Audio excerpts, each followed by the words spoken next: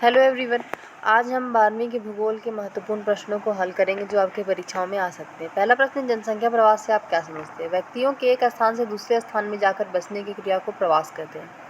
अस्थायी प्रवास में आए हुए व्यक्ति बसावट करने के बाद वापस अपने मूल स्थान पर नहीं जाते। इसका सबसे अच्छा उदाहरण ग्रामीण जनसंख्या का अपने अपने गाँव से रोजगार की तलाश में पलायन करके शहरों में जाकर अस्थायी रूप से बसना है। अगला प्रश्न, जल संभरण प्रबंधन के 2 उद्देश्य लिखिए।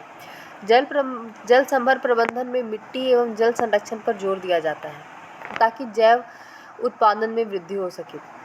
इसका प्रमुख उद्देश्य भूमि एवं जल के प्राथमिक स्रोतों का विकास, द्वितीय संसाधन पौधों एवं जंतुओं का उत्पादन इस प्रकार करना जिससे पारिस्थितिकी असंतुलन पैदा ना हो।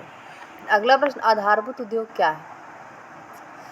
जो उद्योग दूसरे उद्योगों का आधार होते हैं उन्हें आधारभूत उद्योग कहा जाता है। जैसे लोहा उद्योग एवं गंधक अम्ल जैसे रासायनिक उद्योग इत्यादि, इन्हें मूल उद्योग भी कहा जाता है। अगला प्रश्न, वर्षा जल संग्रहण किसे कहते हैं? इसके प्रमुख उद्देश्यों को लिखिए। वर्षा जल संरक्षण का प्रमुख उद्देश्य घरों के छतों पर जल संचयन कर भूजल को रिचार्ज करना है ताकि जमीन का जल स्तर बरकरार रह सके तथा पेयजल की समस्या उत्पन्न ना हो। भूमिगत जल स्तर लगातार गिरता जा रहा है अतः जल संग्रहण की आवश्यकता है। इसी कारण वर्षा जल संग्रहण एक प्रमुख उपाय के रूप में उभरा है। इसका मुख्य उद्देश्य आगामी वर्षों के लिए जल संग्रहण करना, भूमिगत जल के गुणों को सुधारना, भूमि संरक्षण एवं अति जल प्रवाह को रोकना, शहरों एवं औद्योगिक में व्यर्थ पदार्थ का पुनः चक्रण। अगला प्रश्न, झूम की कृषि से क्या समझते हैं? झूम कृषि एक आदिम प्रकार की कृषि है। इसमें पहले वृक्षों तथा वनस्पतियों को काटकर उन्हें जला दिया जाता है और साफ की गई भूमि को पुराने उपकरणों से जुताई करके बीज बो दिए जाते हैं। फसल पूर्णतः प्रकृति पर निर्भर होते हैं और उत्पादन भी बहुत कम हो पाता है। झूम की कृषि को कतरन एवं दहन कृषि भी कहते हैं।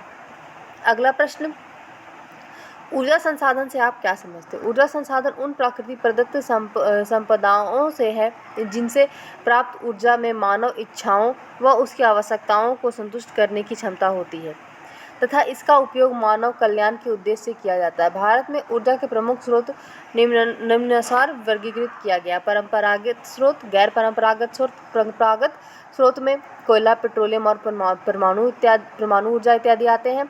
वहीं गैर पारंपरिक स्रोतों में सौर ऊर्जा, जल ऊर्जा, भूतापीय ऊर्जा आदि। अगला प्रश्न, काली मिट्टी की विशेषताएं क्या है?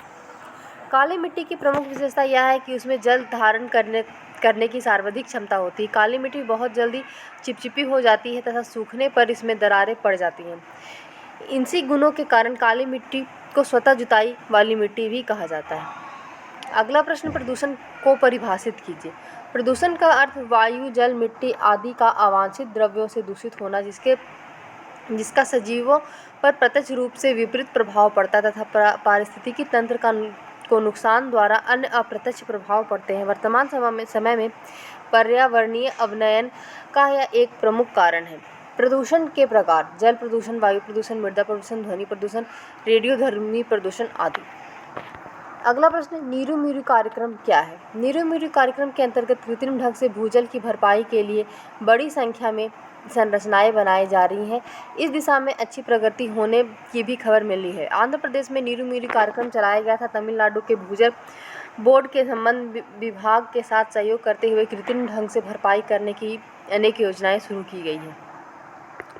अगला प्रश्न, निवल बोया गया क्षेत्र क्या है? वह भूमि जिस पर फसल उगाई व काटी जाती है निवल बोया गया क्षेत्र अथवा शुद्ध बोया गया क्षेत्र कहलाता है। सकल बोया गया क्षेत्र यह कुल बोया गया क्षेत्र है। इसमें एक बार से अधिक बार बोए गए क्षेत्रफल को उतनी ही बार जोड़ा जाता है जितनी बार उस पर फसल उगाई जाती है। ऐसे ही और महत्वपूर्ण प्रश्नों को जानने के लिए मेरे चैनल को लाइक, शेयर और सब्सक्राइब करें।